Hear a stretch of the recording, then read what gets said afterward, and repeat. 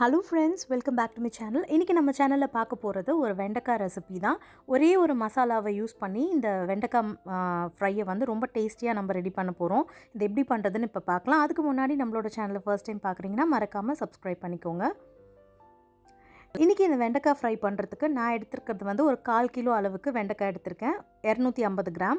இதை வந்து இந்த மாதிரி கட் பண்ணி க்ளீன் பண்ணி எடுத்துக்கோங்க. அதுக்கப்புறமா இந்த சைஸ்க்கு இதை கட் பண்ணிக்கோங்க. ரொம்ப பெருசாகவும் இல்லாமல் ரொம்ப சின்னதாகவும் இல்லாமல் இந்த சைஸ்க்கு கட் பண்ணிக்கோங்க.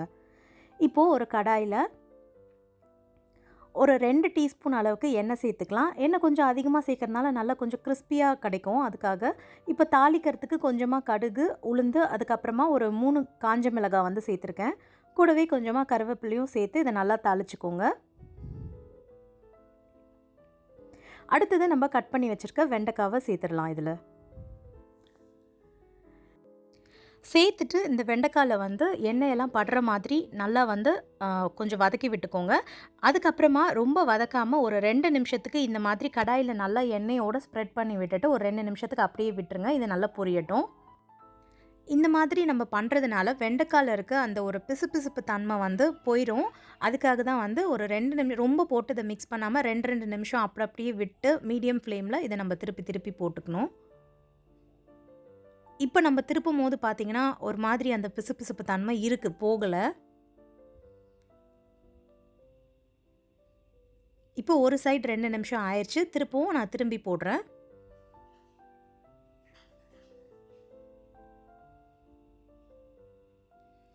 இந்த அளவுக்கு ஓரளவுக்கு வதங்கின பிறகு வெண்டைக்காய் லேசாக கலர் சேஞ்ச் ஆகும். ஆன பிறகு இதில் ஒரு 1/4 டீஸ்பூன் அளவுக்கு மஞ்சள் தூளும் தேவையான அளவு உப்பும் சேர்த்து மிக்ஸ் பண்ணிக்கோங்க.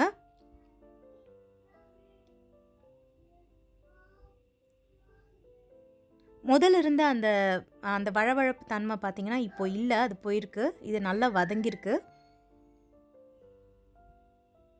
இதை நல்லா மிக்ஸ் பண்ண பிறகு இந்த மாதிரி தனித்தனியாக இருக்கும் வெண்டைக்காய் பார்த்திங்கன்னா. இந்த ஸ்டேஜில் நம்ம மசாலா ஆட் பண்ண போகிறோம். நான் இன்றைக்கி ஆட் பண்ணுற மசாலா வந்து சாம்பார் பொடி வந்து ஒரு டீஸ்பூன் அளவுக்கு இதில் நம்ம சேர்த்துக்கலாம்.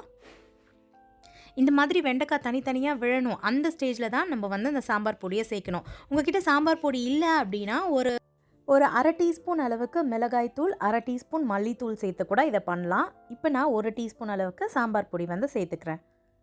சாம்பார் பொடி சேர்த்த பிறகு இதை மீடியம் ஃப்ளேமில் வச்சு ஒரு நிமிஷத்துக்கு நல்லா இந்த மாதிரி மிக்ஸ் பண்ணி விட்டுக்கோங்க. வெண்டைக்காய் வந்து பார்த்திங்கன்னா இந்த மசாலாவோடு சேர்ந்து நல்லா சுருண்டு வதங்கி வரும்.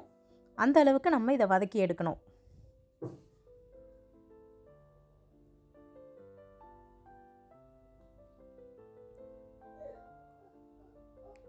இப்போ பார்த்தீங்கன்னா இந்த மசாலாவோட நல்லா மிக்ஸ் ஆயிடுச்சு. இந்த ஸ்டேஜில் நம்ம ஸ்டவ் ஆஃப் பண்ணிக்கலாம். பார்த்தீங்கன்னா வெண்டைக்காய் வந்து நல்லா சுருண்டு வதங்கி வந்துருச்சு.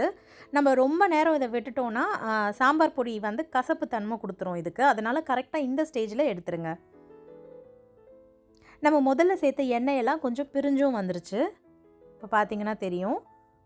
அவ்வளோதாங்க, நம்மளோட வெண்டைக்காய் பொரியல் ரொம்ப சூப்பராக ரெடி ஆயிடுச்சு. இந்த மாதிரி நல்லா சுருண்டு வரும்போது நம்ம இதை வேறு பாத்திரத்துக்கு மாற்றிடலாம். இதே மாதிரி வீட்டில் நீங்களும் ட்ரை பண்ணி பாருங்கள். இந்த வெண்டைக்காய் வந்து பார்த்திங்கன்னா தயிர் சாதம், சாம்பார் சாதம், வெரைட்டி ரைஸ் எல்லாத்துக்குமே ரொம்ப நல்லாயிருக்கும். நீங்கள் ட்ரை பண்ணும்போது எப்படி வந்துச்சுன்னு கமெண்ட் செக்ஷன்லேயும் ஷேர் பண்ணிக்கோங்க. இந்த வீடியோ உங்களுக்கு பிடிச்சிருந்தா லைக் பண்ணுங்கள், உங்கள் ஃப்ரெண்ட்ஸோட ஷேர் பண்ணுங்கள். அண்ட் நம்மளோட சேனலை ஃபர்ஸ்ட் டைம் பார்க்குறீங்கன்னா மறக்காமல் சப்ஸ்கிரைப் பண்ணிக்கோங்க. ஓகே ஃப்ரெண்ட்ஸ், தேங்க்ஸ் ஃபார் வாட்சிங். Bye, take care.